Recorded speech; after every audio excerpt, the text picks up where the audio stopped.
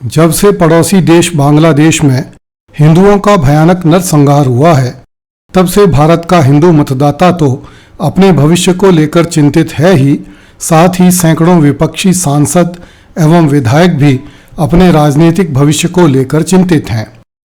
कारण बहुत स्पष्ट हैं। भारत के मतदाताओं को टीवी चैनलों पर जो दृश्य देखने को मिले, उन्हें देखकर न केवल घरेलू महिलाओं ने अपितु स्कूली बच्चों तक ने ये सवाल पूछे कि बांग्लादेश में हिंदुओं को क्यों मारा जा रहा है, उनके घरों और मंदिरों को क्यों जलाया जा रहा है, औरतों और गायों को काटकर सड़कों पर क्यों फेंका जा रहा है। ये सवाल उन लोगों ने किए जिनका राजनीति से, सांप्रदायिकता से, जातिवादी पार्टीबाजी से कोई लेना देना नहीं है। यदि बांग्लादेश में हिंदुओं का कत्लेआम किए जाने की पैशाचिक घटना भारत के 2024 लोकसभा चुनावों से पहले हुई होती, तो निश्चित रूप से लोकसभा चुनावों के परिणाम कुछ और ही रहे होते। यदि बात यहीं तक रहती तो संभव है कि अगले चुनावों तक लोग बांग्लादेश में हुए हिंदुओं के कत्लेआम को भूल जाते। किंतु उसके बाद भी भारत में कुछ न कुछ घटनाएं ऐसी घट रही हैं जिनके कारण हिंदू मतदाता उद्वेलित है। हिंदुओं की यह उद्विग्नता देखकर विभिन्न दलों में बैठे सैकड़ों विपक्षी सांसद एवं विधायक भी अपने राजनीतिक भविष्य को लेकर चिंतित हैं। लोकसभा में राहुल गांधी, असदुद्दीन ओवैसी तथा चिराग पासवान आदि नेताओं के हल्ला मचाए जाने पर सरकार ने वक्फ बोर्ड संशोधन बिल ज्वाइंट पार्लियामेंट्री कमेटी में भिजवा दिया। इसके बाद से विपक्षी सांसद एवं विधायक अधिक परेशान हैं, क्योंकि जब यह बिल जेपीसी को भेजा गया, तब मुल्ला मौलवियों ने यह अभियान चलाया कि मुसलमान जेपीसी को अपना विरोध भिजवाएं। इसकी प्रतिक्रिया में हिंदू भी इसी काम पर लग गए। करोड़ों व्हाट्सएप ग्रुप्स में पूर्णतः तैयार ईमेल के ड्राफ्ट्स पिछले लगभग 1 महीने से घूम रहे हैं, जिनमें यह कहा गया है कि यदि आपने जेपीसी को यह मेल अपना नाम लिखकर नहीं भिजवाया तो संसद में वक्फ बोर्ड संशोधन बिल पास नहीं हो सकेगा और एक दिन वक्फ बोर्ड आकर आपके घरों, दुकानों, जमीनों पर कब्जा कर लेगा। करोड़ों व्हाट्सएप ग्रुप्स में घूम रहे इन संदेशों ने देश के 100 करोड़ हिंदुओं को चिंतित कर दिया है। वे धड़ाधड़ जेपीसी को ईमेल भेज रहे हैं तथा वक्फ बोर्ड संशोधन बिल का समर्थन कर रहे हैं। इन संदेशों को जेपीसी कैसे देखेगी, यह तो नहीं कहा जा सकता, किंतु इतना तय है कि जब तक जेपीसी अपनी रिपोर्ट लेकर संसद के सामने हाजिर होगी, तब तक हिंदुओं का मन पूरी तरह से उन राजनीतिक दलों से उचाट हो चुका होगा जो धर्मनिरपेक्षता की आड़ में वक्फ बोर्ड जैसे घातक प्रावधानों वाले कानून बनाते हैं और उनका समर्थन करते हैं। इस स्थिति में विपक्षी सांसद और विधायक कौन सा मुंह लेकर जनता के बीच जाएंगे।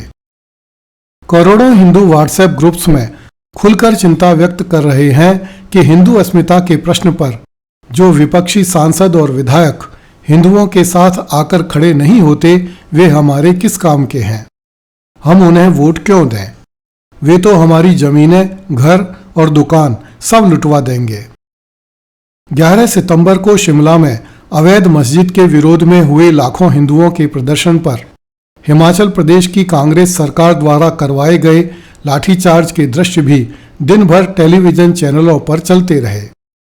इन दृश्यों के छोटे छोटे टुकड़े व्हाट्सएप ग्रुप्स में भेजे जा रहे हैं।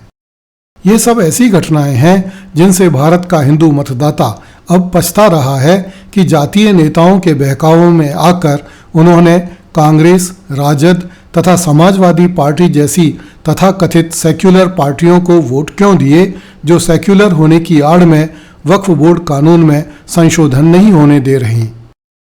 ये तथाकथित सेक्युलर पार्टियां, जो कि वास्तव में जातिवादी राजनीति करने वाली पार्टियां हैं, उस कानून को देश में लागू क्यों रखना चाहती हैं जिस कानून के बल पर वक्फ बोर्ड हिंदुओं की संपत्तियों पर बिना किसी प्रमाण के, बिना किसी आधार के अपना अधिकार जता सकता है और हिंदुओं को उस संपत्ति से बेदखल कर सकता है। कांग्रेस द्वारा बनाए गए वक्फ बोर्ड कानून में हिंदुओं के लिए इतना रास्ता भी नहीं छोड़ा गया है कि वे अपनी संपत्ति की रक्षा के लिए किसी कोर्ट में जा सकें। इसके कारण वक्फ बोर्ड पूरे के पूरे गांव पर, हजारों साल पुराने मंदिरों पर, दुकानों और सरकारी कार्यालयों पर अपना दावा ठोक चुका है। यह देखकर भी हैरानी होती है कि वक्फ बोर्ड कानून में कलेक्टर को वक्फ बोर्ड का छोटा सा आज्ञाकारी सेवक मात्र बना दिया गया है। व्हाट्सएप ग्रुप्स में घूम रहे संदेशों को पढ़कर हिंदू यह सवाल भी पूछ रहे हैं कि जब वक्फ बोर्ड हिंदुओं की संपत्ति पर दावा करता है तो वह संपत्ति हिंदू की है या नहीं, इस दावे का फैसला केवल मुसलमान ही क्यों कर सकते हैं? वक्फ बोर्ड में गैर मुस्लिम सदस्य क्यों नहीं होंगे? वक्फ बोर्ड के दावे से पीड़ित पक्ष की सुनवाई न्यायालय क्यों नहीं कर सकते? यदि भारत सरकार द्वारा लोकसभा में रखा गया वक्फ बोर्ड संशोधन बिल बिना किसी हूल हुज्जत के लंबी सी आई और छोटा सा नोज सुनकर पारित हो गया होता तो हिंदू मतदाताओं को इस कानून के घातक प्रावधानों के बारे में इतना पता नहीं चला होता। किंतु विपक्ष ने इसे जेपीसी में भिजवाकर सभी हिंदुओं के कान खड़े कर दिए हैं।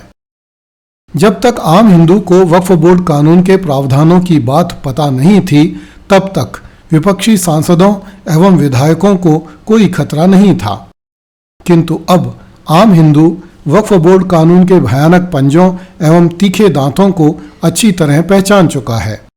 अब हिंदू मतदाता अधिक दिनों तक जातीय आधारों पर वोट खींचने वाली पार्टियों के चक्कर में पड़े नहीं रहेंगे। यही कारण है कि आज विपक्षी सांसद एवं विधायक चिंतित हैं।